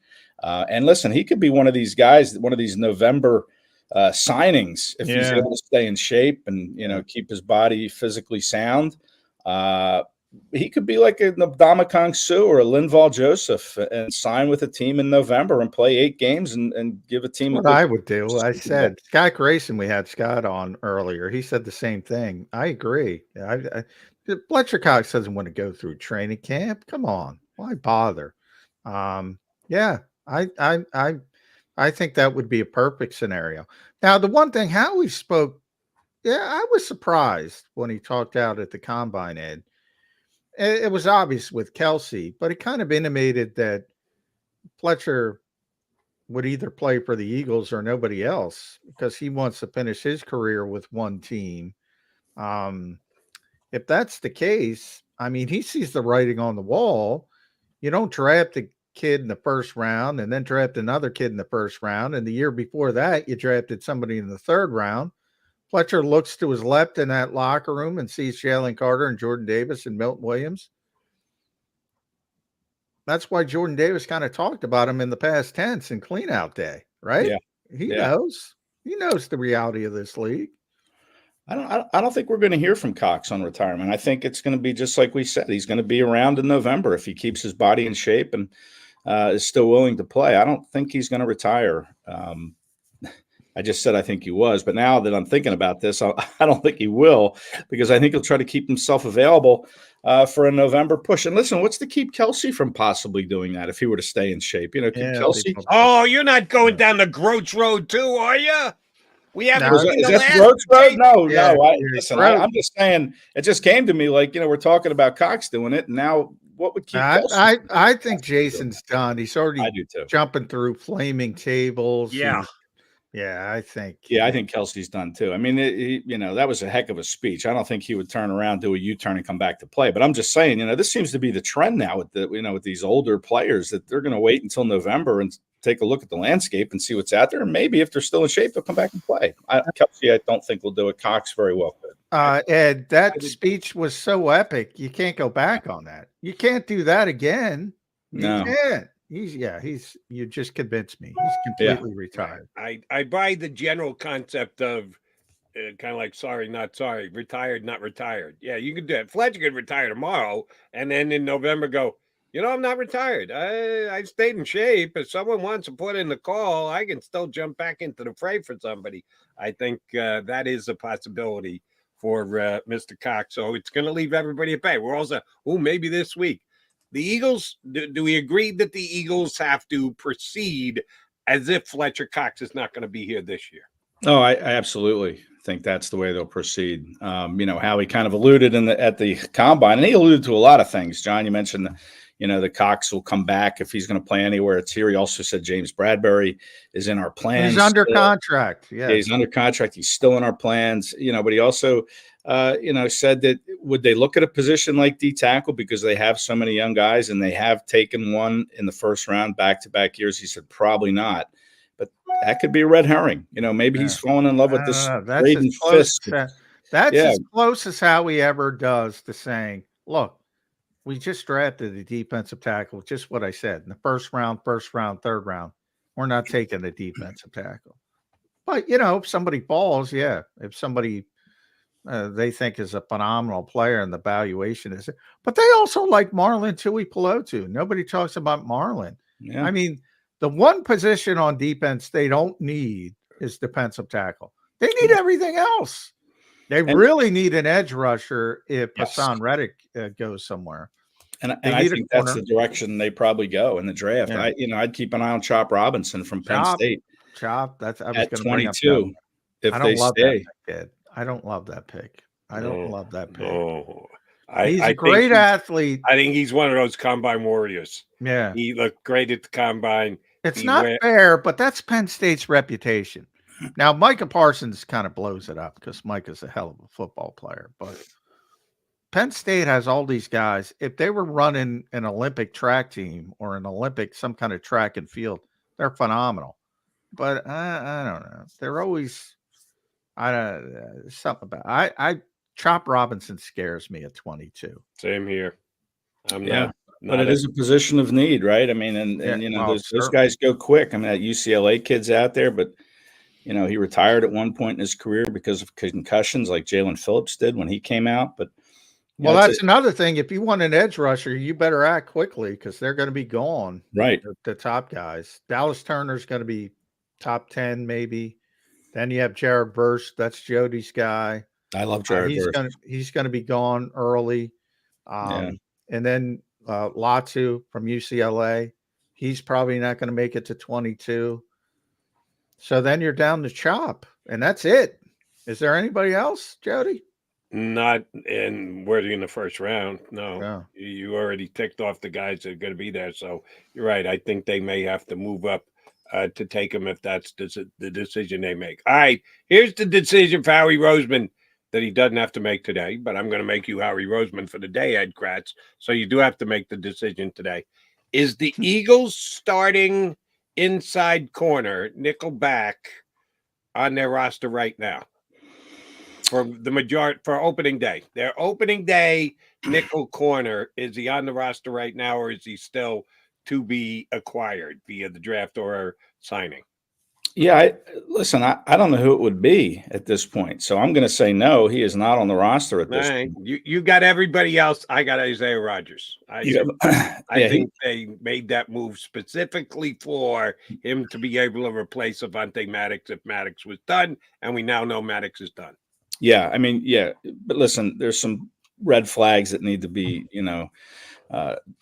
looked at here, and one of them is, first of all, he hasn't played for a year, right? Off of Yeah. his suspension. How is he going to come back, and how is he going to adapt again to the game? And then second, I think he's more of an outside guy. He played on the outside primarily, I think, in Indianapolis. So, he would be. Did, but let me push back there, Ed. He did because Indianapolis had Kenny Moore, who's one of the best slot corners in football. Now, he's 5'10", 170. If you didn't have Kenny Moore, he'd be playing inside. So I agree with you. They played him outside. Excuse me. I'm all choked up. Isaiah Rodgers did it for you there, huh, John? I'm glad you brought up Kenny Moore, though. Thanks for saving me as I try to get thanks for saving me. But yeah, he played on the outside, but he only played on the outside because he was playing well. They didn't have anybody else. If you have a 5'10", 170 guy and I bring him to Ed Kracz, you're going to say, if you don't have a slot corner, I'm going to try him at slot corner. Yeah, I'm try him is the key word. I mean, can he do it? Yeah, he didn't play inside. Yeah, he played outside because Kenny Moore was there, but can he play inside? I mean, yeah, the traits seem to indicate maybe he can, but we don't know. So, those are two big things to me that you're going to have to discover with Isaiah Rodgers once he's reinstated. He still hasn't been reinstated. I assume that'll happen, once the new league year comes or shortly after. But I'm glad you brought up Kenny Moore because I think he could be a guy that Howie Roseman he's a free agent. Yeah, he's a free agent. Now, you might say, well, he's on the older side. I think he's 29 years old, maybe 30. But you look back when the Eagles signed Patrick Robinson, he was, I think, 29 or 30 years old. They signed him to a one-year deal. So I think Kenny Moore could be someone to keep an eye on here in free agency for the Eagles. Howie even said he needed to do a better job finding players to play inside slot. And Kenny Moore certainly fits that bill. And, I think you could give him a maybe a 2-year deal. I don't know, $7-8 million. He is a good player. Kenny. He's a real good player. Yeah. And I think that's going to be an area that Howie's going to target, whether it's in the draft or in free agency. And I think Kenny Moore makes a lot of sense. And I'm still not ready to close the book on Avonte Maddox. If he's willing to come back at a reasonable rate, a rate that the Eagles are comfortable with and Maddox is comfortable with, I think Maddox could come back. But, I'm just saying Kenny Moore to me could be the slot corner. Like Jody asked me, who's going to be the slot corner to start the year in Brazil. And I think it's going to be Kenny Moore. I think he's going to draw a lot of interest from the Eagles. All right, let me give you one other possibility since I said on the roster or off the roster, I'd also suck this guy into and I'm not using Rick's, I'm not using Ringo.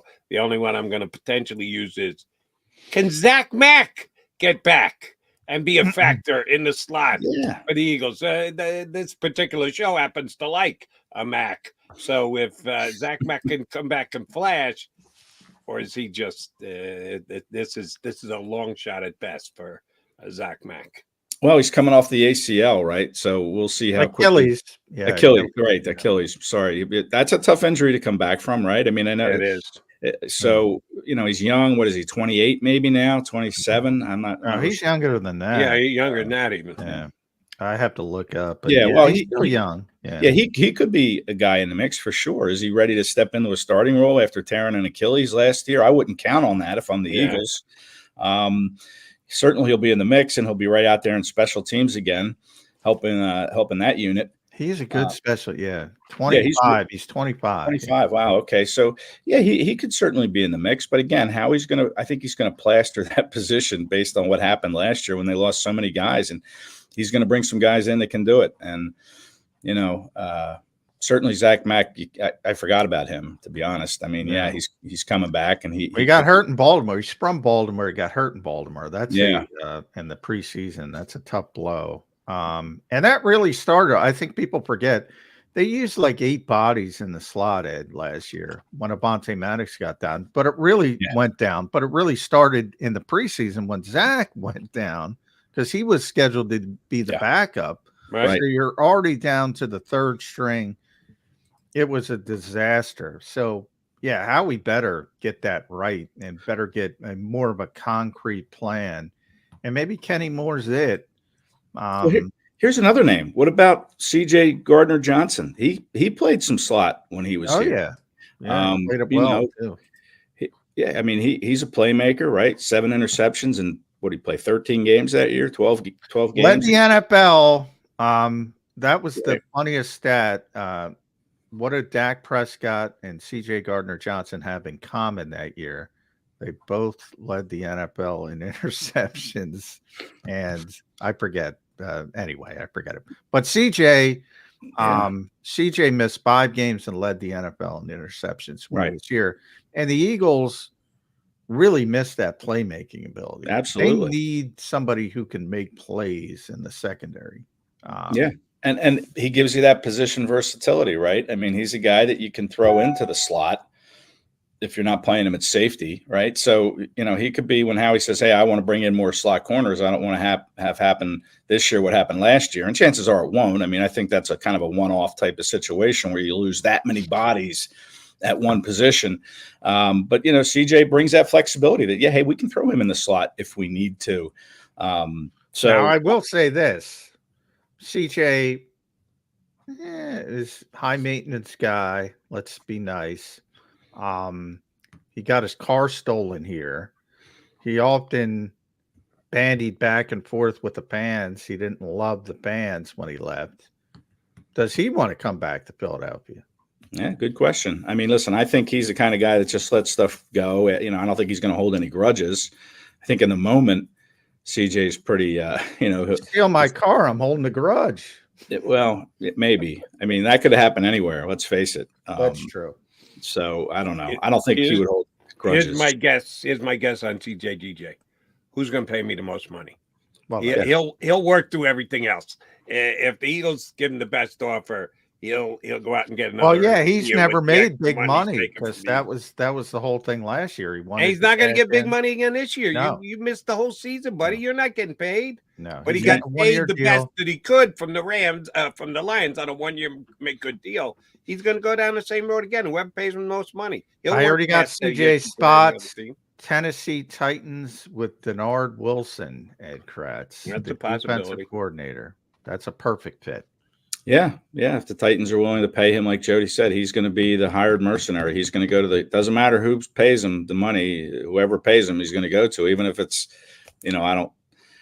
Carolina Panthers, I would think. If the Carolina Panthers come in and offer him the most money, he'll probably go to Carolina, even though Carolina doesn't have a good team. I mean, CJ is going to be about the money, and that's fine. A lot of players are that way, but he certainly would fit in Philadelphia, in my opinion, and the Eagles should try to make him a competitive offer. I know this is Birds 365, not Panthers 365, but I do want to give Dave Canales credit, the new young, probably in over his head coach of the Carolina Panthers. He did come out yesterday and say, yeah, this is not a spot for Russell Wilson. And this is coming off a year where he's got the number 1 pick in the draft, struggled mightily, hedge your bet, bring him. No, he slammed that door shut, and good on him. He's been the coach for like 10 minutes, and he said, yeah, I don't want a Super Bowl winning quarterback. I'll stick with my kid who sucked last year. That shows me something. That tells me he's committed to do it a specific way in Carolina. There might be still growing pains, Panther fans, but I like the fact that he did that. Now, here's a question for you, Ed Kracz. Who did I ask this to yesterday about the Eagles' backup quarterback position, John? Somebody was on with us yesterday. I've already forgotten. I don't know, but it was about Russell. Yes. I forget who it was. All right. If the Philadelphia Eagles realized we threw $5 million away on Marcus Mariota last year, so they not quite ready to make their 6th-round draft pick. Was Tanner McKee a 6th? Tanner McKee, yes, 6th-round pick. The backup, like when we drafted Jalen Hurts, really put him right into the backup position. They're not ready to do that year 2 with Tanner McKee. If Russell Wilson calls Howie Roseman and says, all I've ever heard is the Philadelphia Eagles want Russell Wilson. You wanted me in the draft. You talked to my agent when I was getting traded out of Seattle. I know the circumstances are a little bit different, but, I'm ready for some love, and you've been willing to throw it my way. I'll come in and back up Jalen Hurts for you. You pay me the league minimum because the Denver Broncos are paying me $34 million. So I'll come play for you for the league minimum. Should Howie Roseman even listen to that conversation? It sounds like a serious question. Yes, it's a serious question. Seriously, Fuck, you think I'm just making this shit up here, Ed Kracz? Of course, it's a serious question. That is ridiculous. First of all, Russell, as I said yesterday, Russell's going to get a starting job. It might be Las Vegas. It might be Minnesota. He's not ready to be a backup. And even if he is, Howie is not going to bring him in to be the backup. No way. No. And listen, Russell would never accept that, nor should he, by the way. Nor should he. No. I dismiss that question out of hand, Jody. Okay, out of hand. Whatever that means. I had tongued someone. I'm going to give you You're right, Ed. Okay. I'm going to give you less out of hand, but you know you're getting this because the safety market just got a little bit deeper. Denver Broncos just announced they are parting ways with Justin Simmons. Eagles fans are going to be all over that. He's 30 years old, though. Yeah. A great player for a long time. Does he have the crossover with Fangio in Denver? Yes. Yes. Oh, okay. Yes. So you got the Fangio. He plays in that scheme. He's great in that scheme. Similar with Eddie Jackson. We got that earlier. Same thing. Fangio was great in his scheme, but he's 30 or about to turn 30. I think the Eagles want to go young. I think they want to go in that 20, coming off that first rookie contract. There's a ton of safeties out there. So yes. I've earmarked Cameron Curl, could be Xavier McKinney. I love Xavier McKinney. A little bit too expensive. That's why I kind of bend off Xavier McKinney. But there's a lot of safeties. Eagles are going to be able to get a safety at some point. Maybe two. They might go for two, depending on, how they, who they get and who they go after. But, John, I was thinking about that before I came on, that's been kind of the way they've operated is they go young players, 26, 27 coming off their first contract. That's kind of been their modus operandi, if you will, in previous years. But you wonder maybe this year because they have lost some, veteran presence in Jason Kelce, Fletcher Cox, James Bradbury, possibly, some older players. And now it's a pretty young team already that you're counting on. So maybe they would be more inclined to look at someone who's 29, 30 years old on a 1, maybe 2-year deal to kind of bring in some veteran presence, some veteran leadership at some key positions. So I'm not so sure that you can just say, well, they want to go young this year because that's what they've always done. I think now that the makeup of the team has changed a little bit and you have more younger guys that are going to step into roles of prominence, they might go down the path of giving a 29 or 30-year-old player a 1 or 2 year deal. And, maybe Simmons fits. I mean, I think, in my opinion, they have to go out and find a safety they can give a 3-year deal to and bring some stability to that back end. We haven't seen that safety stability, I think, since Rodney McLeod and Malcolm Jenkins played those positions for a few years. And they played into their 30s at a high level. Right. I mean, you could go, and Xavier McKinney's a young guy. So if you go young, I mean, I think he's 24, 25. He came in, he's from Alabama, a school that the Eagles have grown fond of these past few years. So to me, I would go 3 years, $39 million for a Xavier McKinney because of his age. Now, maybe Simmons that, 4-time All-Pro. Yeah, he's fantastic. I mean, maybe you go 1 year, but you don't want to get into another Kevin Byard situation where you bring in a guy that is a little worn. Byard was a really good voice in the locker room. He came in and did the best he could, but I don't think he had as much left, obviously, as the Eagles had hoped. And you don't want to get into that situation with Justin Simmons either. And I think at a position like safety where you haven't had that stability, you probably do go a little bit younger. And give a guy a 3-year deal. And to me, McKinney just makes sense. He checks all the boxes that you want in a Vic Fangio defense. And that, to me, would be a guy I would load up on and try to go get for a 3-year deal. Then you have your safeties. Then you have Reed Blankenship, who you can't count on to stay healthy all season. He didn't show it last year. You have Sidney Brown, who knows when he'll be ready to play off the ACL. But now you have guys that you can kind of grow together if you bring in a safety on a 3-year deal. Yeah, I'm more of a Simmons guy, I guess, than you. If you can get him, I think it would be great. I think he's still at the top of his game. You're right. I think they're going to give him a 3-year deal? Probably not. If it's a 3-year deal, you know what it is. It's a 1-year deal dressed up as a 3-year deal, so I can get the hell out of it. But if they can get him, I still think he's one of the best safeties in the game. I don't know if I can say that. And he did it with Vic. Yeah, that's a key element of it. All right. Last why one. did the Broncos? I'm sorry. Why did the Broncos cut him though? What is it? Just a pure Russell salary Wilson. cap? They're taking an $80 million cap hit because of Russell you go. Wilson. They're screwed. They got a clear out guy. They probably asked him to renegotiate, and he said no. And they said, "Well, then we might have to cut you." And he said, "Go ahead and cut me. I'll make the money I want on the free agent market." And he's probably right. He's under a huge deal, 4 years, $61 million. So yeah, he was top of the market safety. So he was very expensive. So just what Jody said, they're rebuilding that whole thing. He can still play, but I think he can play big time. All right, last one for me, Ed Kracz. Now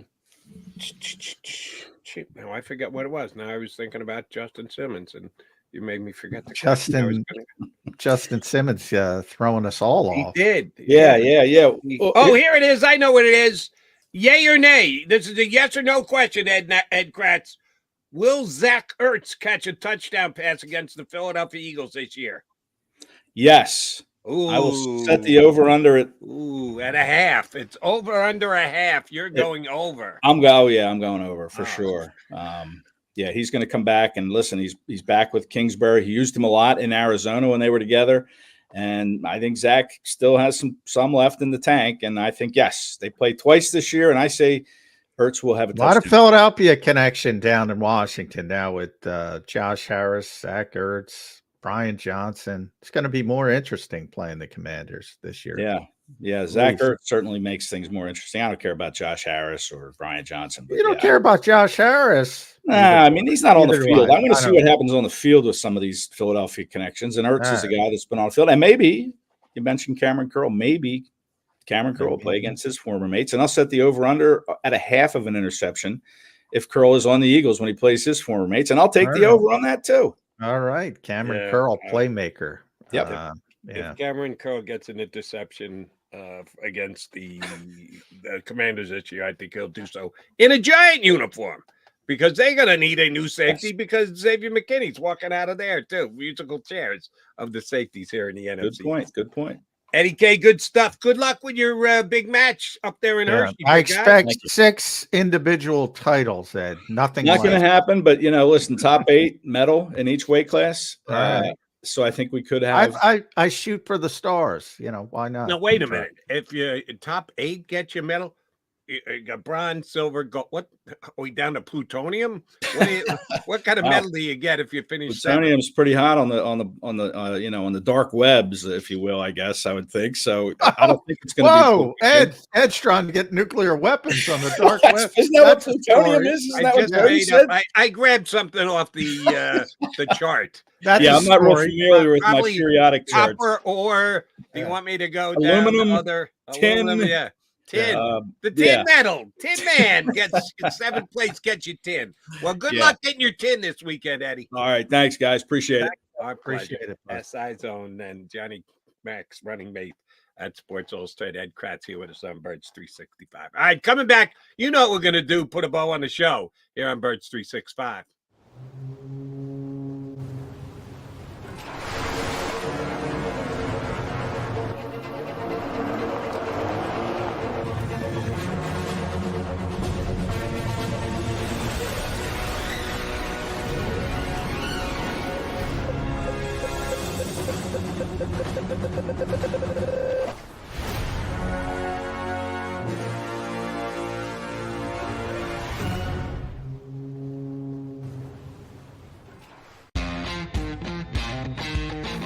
Go for the pulls and the pools. Go for the oohs and the ahs. Go for the bubbles and the bubbly. Go for the story and the stories. Go for the win. Go to Ocean Casino Resort. Book your trip at theoceanac.com. Philadelphia fans were cut from a different cloth. born into a brotherhood and bonded to our team for life. We believe anything is possible because we've witnessed the impossible. While we may be from different neighborhoods, come Sunday, we are one, and we will be heard. Pondley Hockey, official partner of the Philadelphia Eagles. Underdog Fantasy is the easiest place to play fantasy sports, and certainly the easiest when you're watching the NBA. And the NBA playoffs are almost here, and you can win money making picks. What are you waiting for? Sign up on UnderdogFantasy.com and use the promo code WIN. An Underdog will double your first deposit up to $100. That's UnderdogFantasy.com. Use the promo code WIN. Get ready for the NBA and get ready for the NBA playoffs. Go to UnderdogFantasy.com. Use the promo code WIN.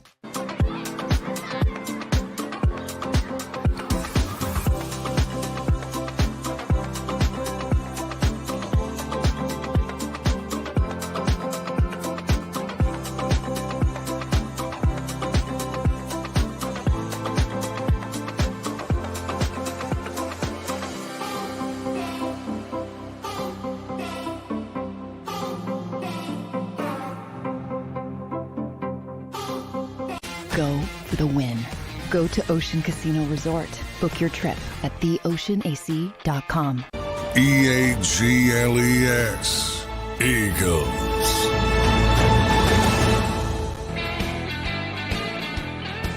All right, we're just about to wrap a Thursday edition of Birds 365.